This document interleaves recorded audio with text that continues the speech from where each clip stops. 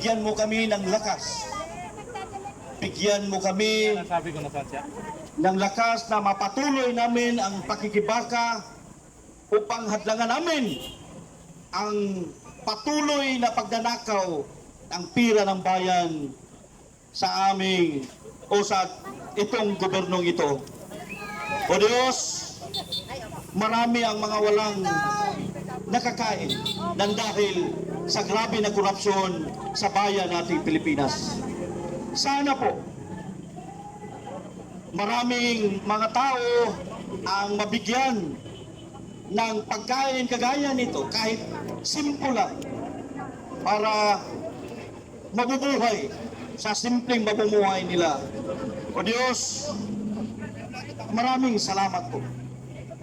At sana maipatuloy namin ang magandang asal at pakigbisok sa tunay na laban para sa bayan. Salamat po, Panginoon. Amen. Maraming salamat, Pastor Jerome. Pakinggan po natin si Brother, ang Sultan ng Golden Mosque, Administrator sa Manila Golden Mosque and Cultural Center, si Sultan Omar Sharif, para sa panalangin sa mga kapatirang Muslim.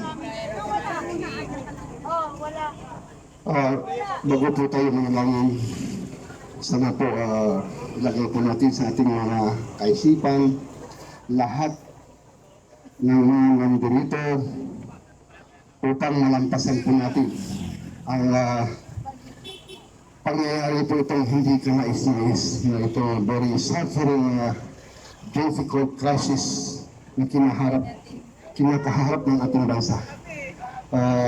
Sa isip po natin, sana malampasan natin ito. وكان ربكم ادعوني استجب لكم آمين يا رب العالمين. الحمد لله رب العالمين الرحمن الرحيم مالك يوم الدين إياك نعبد وإياك نستعين اهدنا الصراط المستقيم صراط الذين أنعمت عليهم غير المغضوب عليهم ولا الضالين آمين. Mahal namin Panginoon Allah, mahal namin Panginoon Allah, mahal namin Panginoon Allah. Nandito po kami, nagtipon-tipon po kami sa harapan ng Senado dahil sa kinakaharap ng aming mahal na bayan, ang aming lupang hinirang. Itong pangyayari ngayon na hindi ka nais-nais, na pagnanakaw, paghihirap ng mga nakaupo sa ating bansa. Sana po, mahal namin Panginoon, hanggang dito lang po, mahal namin Panginoon Allah, Panginoon namin Allah, hindi po madagdagan ito. Ibigay mo sa amin ang tunay na kapayapaan, tagumpay namin mga Pilipino, Muslim and Christian. Sana hindi po manaig ang mga taong ito, itong gustong sumira sa pagkakaisa ng ating bayan.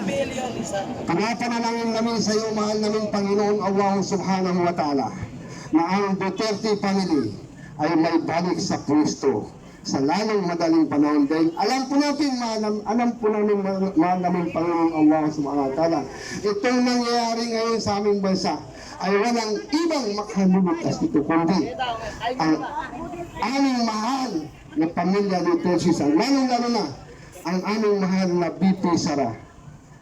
Mahal namin Panginoon Allah Subhanahu wa Ta'ala, bigyan mo kami ng tunay na pagkakaisa. Huwag mong bigyan ng lakas itong mga taong sumisira sa aming bansa. Itong nagnanakaw, kinukurap nila ang pira ng sambayanang Pilipino.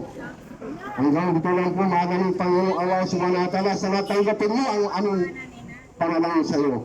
Kana rabbukum wastajib lakum amin ya rabbal alamin walhamdulillahi rabbil alamin. Amen. Maraming salamat, brother po, sa lahat. Maraming salamat sa pagtugon po sa panawagan na tayo ay magkaisa. Alam nyo, itong araw na to ay araw na bigyan natin ng tunay na kahalagahan ang araw ng kapanganakan ng ating mahal na Vice Presidente. At sa araw na to, ang atin lang mairegalo sa ating BC na handang maglingkod sa atin ng tapat, dapat samahan din natin. At ako'y nakikiusap po sa bawat isa sa atin, pa-birthday gift na po natin kay VP Sara na tayo po ay magkaisa, na tayo po ay magsimula muli at kalimutan natin kung ano man ang hindi natin pinagkakaunawaan. Ang pinakamasarap po sa araw na to, hingi tayo ng pagpapatawad sa mga kapwa nating kasamahan na kung tayo man ay nakasakit. Baka pwede nating bigkasin, baka kaibigan kasama, patawad. Kung ako man ay nagkukulang sa inyo, patawad dahil sa pansarili naming kapakanan. Kami ay nagkawatak-watak dahil hindi namin alam na nasasaktan namin ang bawat isa sa amin. So sana sa araw na to, isurrender na po natin kung ano man meron ho tayong tinatago sa dibdib natin. Baka ito ho ang hinihiling sa atin ng ating Diyos, ng ating mahal na Presidente, VP Sara, na tayo ay magkaisa, tunay na magkaisa sa diwa at sa gawa. Sana po, kalimutan na natin. Baka pwede, ibulungan natin ang ating mga kasamahan. Pasensya po kayo, patawad po kung ako man ay nakasakit sa inyo. Pero sa panahon pong ito na lang ang pinakamagandang regalo natin sa ating Vice Presidente na tayo ay magkaisa. No, maraming salamat po. Mabuhay po kayo. Maraming salamat, Councilor Brother Tatay Rani Ludovic. Bilang hindi na yan mapipigilan, Brother Bench. Yes. Destined in the stars, written in the hearts of the people. Yes. President will be Sara Duterte.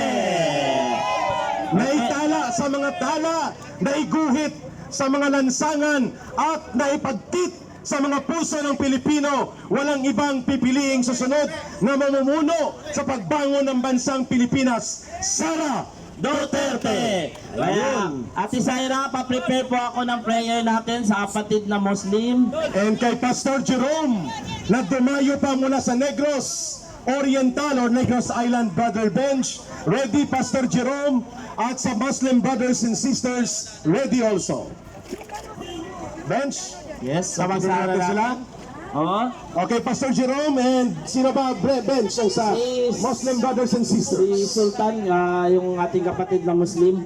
Okay, please come up the improvised entablado. Para formal na po nating mabuksan ang ating programa. Mamaya na po kami magpapasalamat sa lahat ng kasama nating grupo, organisasyon. Ngayong hapon, mabuhay po tayong lahat, at higit sa lahat, mabuhay na mabuhay Tatay Rani Ludovica dahil pinagkaisa mo ang lahat ng grupo. Si Sultan ba nandyan na? Natawag natin? Ito na. Andyan na si Sultan, ipakilala na natin sila maya-maya. In 3 minutes, we will start. Pero bago po ang ating paghapagkainan, ay lumapit po ang iba dito. Ate, padaanin po muna. Forward, please. Dito po, dito, forward. Please. Buhay ang lahat, buhay, buhay.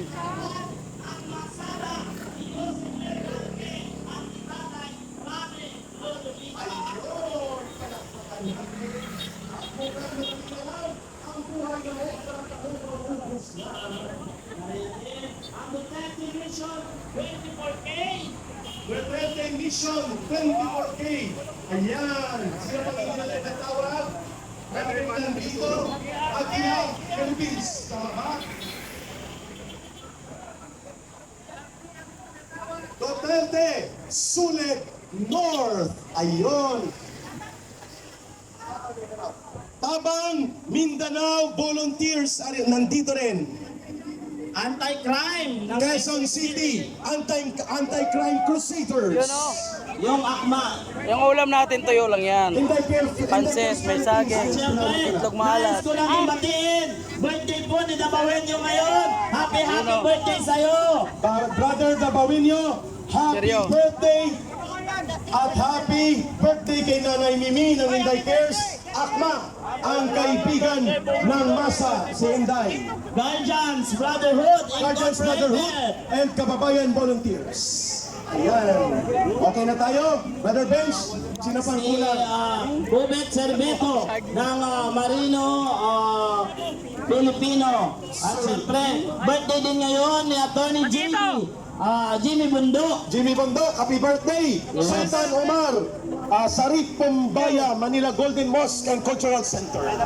At siyempre, Administrator. nais ko rin magpasalamat sa talagang kasama namin dito ni Tatay Rani, si Kuya Onin, Kuya Onin! at siyempre Ate Syra, Okay. at sa lahat ng mga natulog. Walang matira ha. Dito. Dapat At ubos-ubos. dito na, nagbibigil. Maraming salamat. Saludo sa inyong katapangan at kasikasigan. Kababayan Viral PH, happy birthday! At dito ka na, may saging na, may okra at talong pa. Okay, pa-shoutout daw kay Gab sa ating